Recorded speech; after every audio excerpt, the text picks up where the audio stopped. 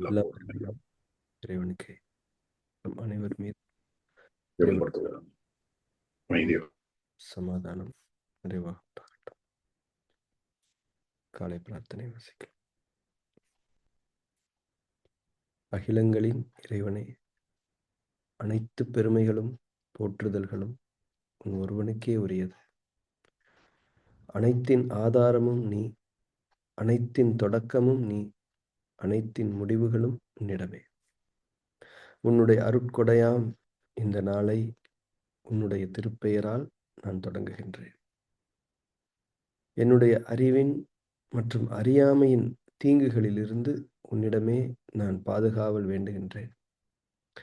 என்னுடைய பெருமை மற்றும் பொறாமையின் தீங்குகளிலிருந்து உன்னிடமே நான் பாதுகாவல் வேண்டுகின்றேன். உலகத்தின் பொருள் மயக்கங்களும் என் மன இச்சைகளின் கெட்ட நோக்கங்களும் உன்னுடைய பொருத்தத்தை விட்டும் என்னை விலக்கிவிடாமல் இருக்க உன்னிடமே உறுதியாக நான் பாதுகாவல் வேண்டுகின்றேன். இன்னும் என்னுடைய தவறுகள் மற்றும் பாவங்களுக்காக உன்னிடமே நான் மன்னிப்பை வேண்டுகின்றேன். மன்னிப்பவனே, என்னை மன்னிப்பாயாக. நேர் வழியில் என்னை நிலைத்திருக்கச் செய்வாயாக. உன்னுடைய அருளை கொண்டும் கருணையை கொண்டும் உன்புறமிருந்து நற்குணங்களை கொண்டும் ஞானங்களை கொண்டும் என்றென்றும் என்னை நீ வழிநடத்துவாயாக. நீ என்னுடன் எப்போதும் இருந்து கொண்டிருப்பதை என்னை எப்போதும் உணர்ந்திருக்கச் செய்வாயாக. என்னுடைய எண்ணங்களிலும் பார்வையிலும் பேச்சுக்களிலும் செயல்களிலும் பொறுமையை கொண்டும் நன்மைகளை கொண்டும் எனக்கு வழிகாட்டுவாயாக. எனக்காக நீ நாடியிருக்கும் நன்மைகளை தவறாது நான் அடைந்து கொள்ள எனக்கு நீ உதவி செய்வாயாக. நீயே என் இறைவன், நீயே என்னுடைய பொறுப்பாளன், நீயே என் இறைஞ்சுதலை செவியேற்பவன். செவியேற்பவனே, படைப்பாளனே, புதிய படைப்பாக என்னை ஆக்கி தருவாயாக. புதிய வாழ்க்கையில் என்னை வாழ வைப்பாயாக. அமைதியும் சமாதானமும் ஆரோக்கியமும் ஞானங்களும் நன்மைகளும் மேன்மைகளும் குளிர்ச்சியும் கதகதப்பும் சோலைகளும் நீரோடைகளும் தூய உணவுகளும் உறவுகளும் நிறைந்த புத்தம் புதிய வாழ்க்கையை என்னை கொண்டு நான் விரும்புகின்றேன். விருப்பங்களை அளிப்பவனே, ஏற்றுக்கொண்டேன் இறைவனே.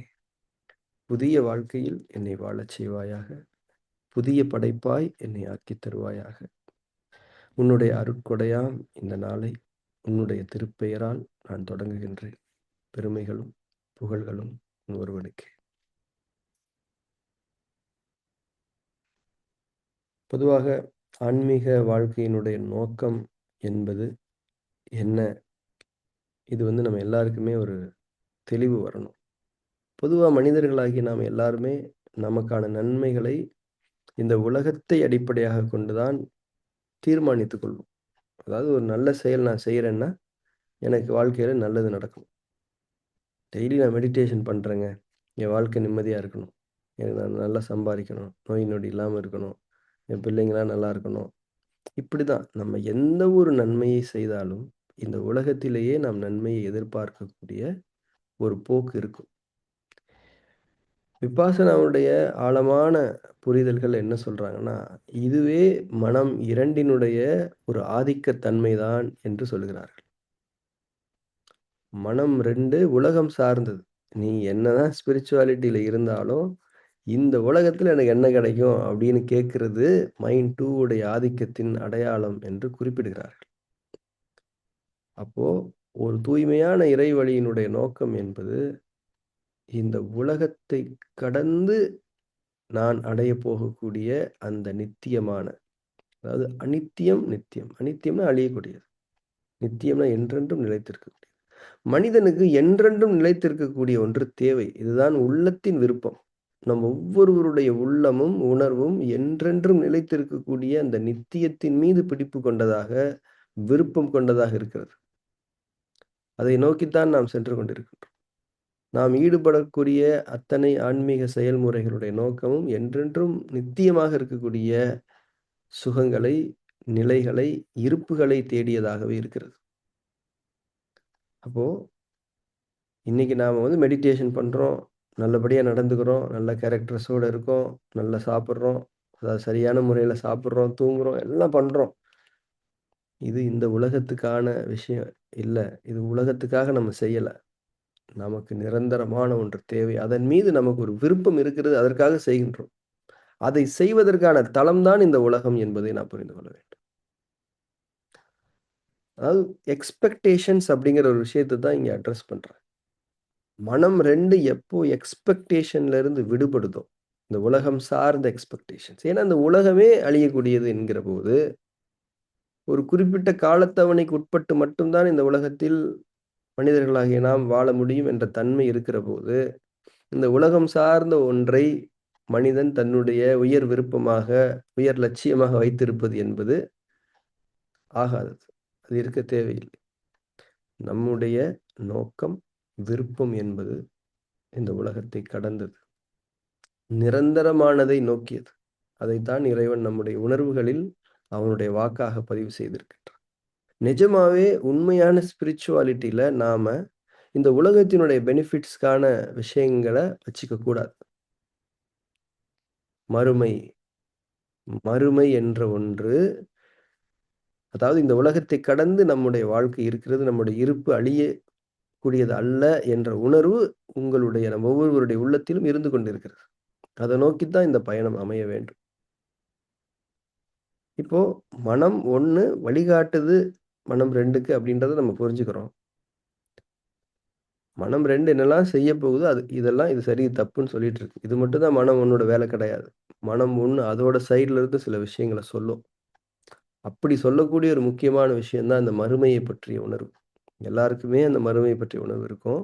ஆனா, இந்த இறைவழி தியானத்துல ஒரு குறிப்பிட்ட தூரம் நம்ம பயணித்து வந்திருக்கிறோம். இப்போ நம்முடைய உள்ளம் நம்மகிட்ட தெளிவா அறிவிக்குது, மறுமை. இந்த உலகத்தை கடந்து நமக்கு இருக்கக்கூடிய வாழ்க்கை. அந்த மறுமை உணர்வு எல்லாத்துக்குள்ளயுமே இருக்குது. ஏற்கனவே நம்ம அத பேசியிருக்கிறோம். இந்த உலகத்தோடு, மரணத்தோடு நம்முடைய இருப்பு அழிந்து போகக்கூடியது அல்ல என்பது நம்முடைய உணர்வில் இருக்கிறது. அப்போ இந்த உலகத்தை கடந்த அந்த நித்திய இருப்பிற்கான தயார்படுத்துதலாகவே இந்த உலகத்தை நாம் பார்க்க வேண்டும். இறைவழி பயணம் என்பது இந்த உலகத்துக்கானது அல்ல. இந்த உலகத்தை கடந்த நித்தியத்திற்கானது என்பதை நாம் புரிந்து கொள்ள வேண்டும். ஆனா, இந்த உலகத்துல இப்ப கிடைக்காதான்னா, இந்த உலகத்தோட விதி என்ன? நன்மைக்கு நன்மையே கூலி அவ்வளதான். அது இந்த உலகத்தினுடைய விதி. அதனால இந்த உலகத்திலேயும் கிடைக்கும். ஆனா, நம்மளுடைய நோக்கம் இந்த உலகத்தை சார்ந்த ஒன்றாக இருந்துவிடக் கூடாது. அதுவுமே மனம் 2னுடைய ஆதிக்கத்தின் ஒரு அடையாளம் தான். ஏனென்றால், நம்ம மனம் 1உடைய இயல்புகள், மனம் 2உடைய இயல்புகள் என்று படிக்கும்போது நாம் படித்திருக்கின்றோம். மனம் 2 நிலையானதை விரும்பாது. உலகத்தை விரும்பும். பற்று வைக்கும். மனம் 1 நித்தியத்தின் மீது பிடிப்பு கொண்டதாக, நோக்கம் கொண்டதாக, விருப்பம் கொண்டதாக இருக்கும். அப்ப உலகம் சார்ந்த எதிர்பார்ப்புகள் நமக்கு தேவையில்லை. ஏன்னா, உலகம் ஒரு விதியின் கீழ் இயங்குகிறது. நீங்க நல்லது செஞ்சீங்கன்னா நல்லது நடந்துரும் அவ்வளவுதான். ஆனால் தவறு செய்வதற்கான வாய்ப்புகள் ஒவ்வொரு நாளும் இருந்து கொண்டு தான் இருக்கு. அத ரெக்டிஃபை பண்ணிட்டு போயிட்டே இருக்கணும். ஆனா, இங்க சரி பண்றோமா, தப்பு பண்றோமான்றது இல்ல. தப்பு பண்ணிட்டு அத எப்படி ரியலைஸ் பண்ணி, அதிலிருந்து நம்ம மீண்டும் அந்த தப்பு பண்ணாம இருக்கிறோமோ, அத பொறுத்து தான் நித்தியத்துக்கான பயணம் இருக்குது. ஆனா உலகத்துல நீங்க தப்பு பண்ணீங்கன்னா, ரிசல்ட் தப்பா தான் நடக்கும். ஆனா அந்த தப்பு நடக்கும்போது நீங்க என்ன மாரியான ரியலைசேஷன்ஸ் பண்றீங்க? அடுத்து அந்த தப்ப ரிப்பீட் பண்ணாம இருக்கிற அளவுக்கு எந்த அளவுக்கு நீங்க இறைவன்ட்ட உதவி தேடுறீங்க? இத பொறுத்து தான் அந்த நித்தியத்துக்கான தன்மை இருக்கும். இந்த வித்தியாசத்த நம்ம புரிஞ்சுக்கணும். இறைவழி பயணம் என்பது இந்த உலகத்திற்கானது அல்ல. நம்முடைய இறைவழி ஒழுங்குகள் என்பது இந்த உலகத்துக்கானது அல்ல. இது மறுமைக்கானது. மறுமை என்பது மாபெரும் சத்திய உணர்வாக நம்முடைய உள்ளத்தில் இருந்து கொண்டிருக்கிறது. இது இது பிலீஃப் கிடையாது. இது ஒரு ரா ட்ரூத். உங்க மனசுல, நம்ம உள்ளத்துல உணர்வா இருக்கு. இந்த உலகத்தின் அடையாளங்கள் எல்லாம் நம் மீது போர்த்தப்பட்டிருக்கக்கூடிய போர்வைகள். அத்தனை போர்வைகளும், அத்தனை திரைகளும் விலகும்போது, நமக்கு அந்த நித்தியமான வாழ்வை பற்றிய ஞானங்கள் திறக்கப்படும். அப்போது அதற்கு தகுதியுடையவர்களாக நாம் இருக்க வேண்டும். அந்த பயணத்தில் தான் இறைவன் நம்மை அமைத்திருக்கின்றான் என்ற புரிதலோடு இன்றைய தியான செயல்முறையை நாம் தொடங்கலாம். நம் அனைவரும் கண்களை மூடி நம்முடைய அக உலகத்திற்குள் செல்வோம். கண்கள் மூடப்பட்டிருப்பதன் மீது கவனம் வையுங்கள். அந்த கவனத்தோடு கீழ்வரும் உணர்வை மேற்கொள்ளுங்கள். புற உலகம் வெளியில் இருக்கிறது. அதை விடுத்து, அதை விட்டு விலகி நான் என்னுடைய அக உலகத்திற்குள், என்னுடைய இருப்பின் மையத்திற்குள் நான் திரும்பி இருக்கின்றேன் என்ற உணர்வை கண்கள் மூடியிருப்பதன் மீதான கவனத்தோடு கொள்ளுங்கள். அந்த ஷிஃப்ட் ஆயிருக்கக்கூடிய ஒரு தன்மைய ஆழமா உணருங்க. அழகான முறையில தியானம் தொடங்கும்.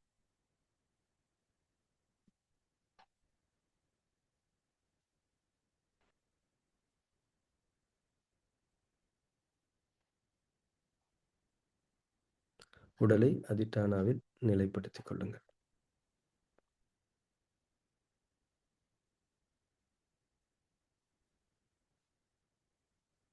முற்றிலும் தளர்வாக உடலை அமைத்துக் கொள்ளுங்கள்.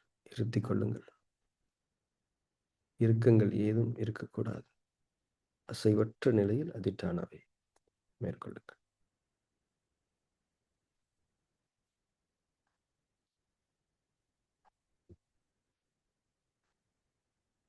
மூச்சின் மீது கவனம் இருக்கட்டும்.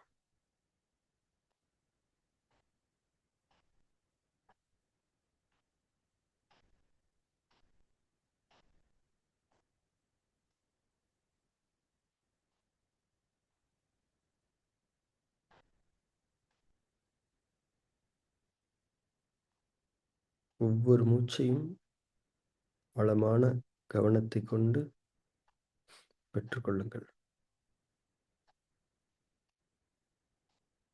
ஆழமான கவனத்தின் அடுத்த நிலை என்பதுதான் உணர்வு.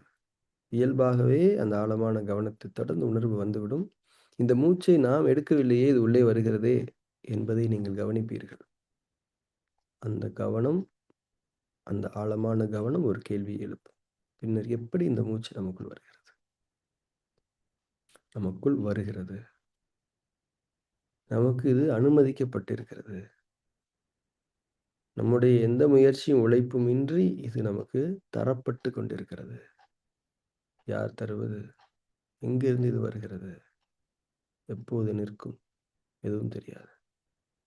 ஆழமான கவனம் கேள்விகளை எழுப்பும். கேள்விகள் என்பது இறைவனுடைய அழைப்பு. சிந்தனையின் மூலம் நீங்கள் அவனோடு தொடர்பு கொள்வ இறைவன் நாடக்கூடிய தன்மையில் கேள்விகளை உங்கள் மனதில் இறக்குகிறார். ஆழமான கவனம் செலுத்துபவர்களுக்கு கேள்விகள் கிடைக்கும். மூச்சு நமக்கு கொடுக்கப்பட்டு கொண்டிருப்பதை உணருங்கள். இறைவன் நமக்காகவே பிரத்யேகமாக இந்த மூச்சை படைத்து இப்போது நமக்கு கொடுத்து கொண்டிருக்கின்றான். நாம் வாழ்விக்கப்பட்டு கொண்டிருக்கின்றோம் என்ற உணர்வோடு மூச்சின் மீது கவனம் இருக்கட்டும்.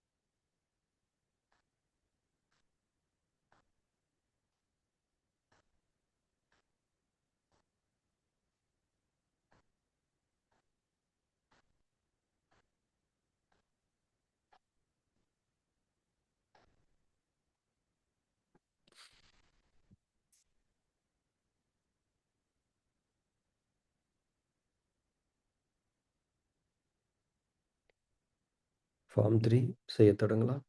சாட்சி பாவனையில் நிலை பெறத் தொடங்குங்கள். ஒரு பார்வையாளராக உங்களை அமைத்துக் கொள்ளுங்கள். உங்கள் உடலிலும் மனதிலும் நிகழக்கூடிய அத்தனை நிகழ்வுகள் குறித்தும் எந்தவிதமான தீவிர கவனமும் செலுத்தாமல் தளர்வாக மேலோட்டமான கவனம் கொண்டு ஒரு பார்வையாளராக அனைத்தையும் கவனித்துக் கொண்டு வெறுமனே இருங்கள். மூச்சு கவனிக்கப்பட்டாலும், எண்ணங்கள் எழுந்தாலும், உடல் உணர்ச்சிகள் தோன்றினாலும், தூக்கம் வந்தாலும், வெறுமைத்தன்மை வந்தாலும், புற உலகின் சத்தங்கள், தூண்டல்கள் இருந்தாலும் அவைகளை வெறுமனே ஒரு பார்வையாளராக இருந்து பார்த்து கொண்டு அமர்ந்திருங்கள். மிக முக்கியமான நுட்பத்தை செயல்படுத்துகிறீர்கள் என்ற உணர்வோடு தியானம் தொடக்கலாம்.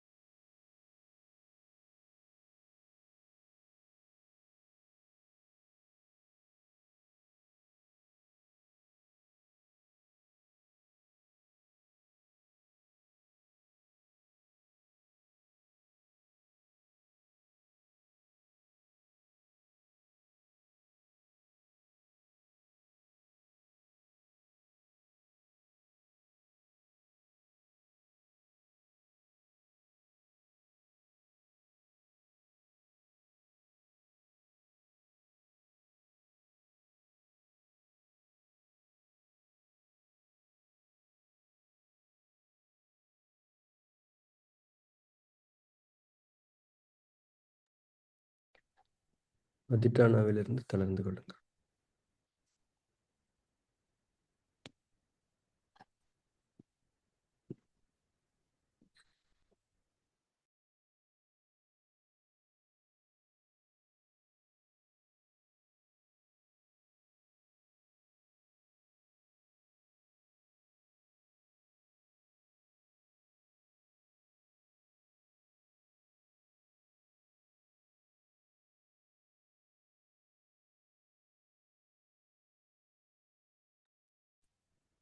நாம் தியானத்தை நிறைவு செய்து கொள்ளலாம்.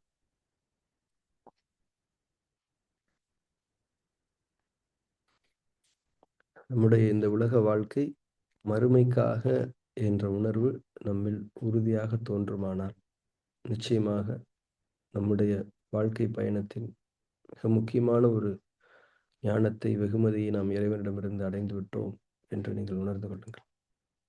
எதுக்காக இந்த கருத்து இன்றைக்கு இந்த காலகட்டத்தில் வலியுறுத்தப்படுதுன்னா, இப்போ நல்லது செய்கிறோம், நல்லது நடக்குது. தப்பு பண்ணுறோம், தப்பான விளைவு நடக்குது. இப்போ நீங்கள் நல்லது பண்ணுறீங்க, தப்பான விளைவு நடந்துருச்சு. இப்போ என்ன கேள்வி மனசில் இருக்கும்? உங்களுடைய ஆன்மீக பாதையின் மேலே ஒரு கொஸ்டின் வரும். ஆனால் இந்த வாழ்க்கை மறுமைக்கானது அப்படின்ற புரிதல் இருக்கும்போது, இந்த தப்பில் நம்ம நல்லது பண்ணோம், ஆனால் இந்த தப்பான விளைவு வந்துருச்சு. இப்போ நாம் எப்படி நடந்துக்கிறோம் அப்படிங்கிறது ரொம்ப முக்கியம். இது மறுமைக்கானது. பிரார்த்தனை பண்ணுறீங்க, அது நடக்குது, ஹாப்பி ஆகிடுறீங்க. இது எல்லாருக்குமானது. பிரார்த்தனை பண்ணுறீங்க, நடக்கலை. இப்போ என்ன பண்ணுறீங்க? இது மறுமைக்கானது. உங்கள் பிரார்த்தனையினுடைய தீவிரம், நம்பிக்கையினுடைய தீவிரம் சோதிக்கப்படும்.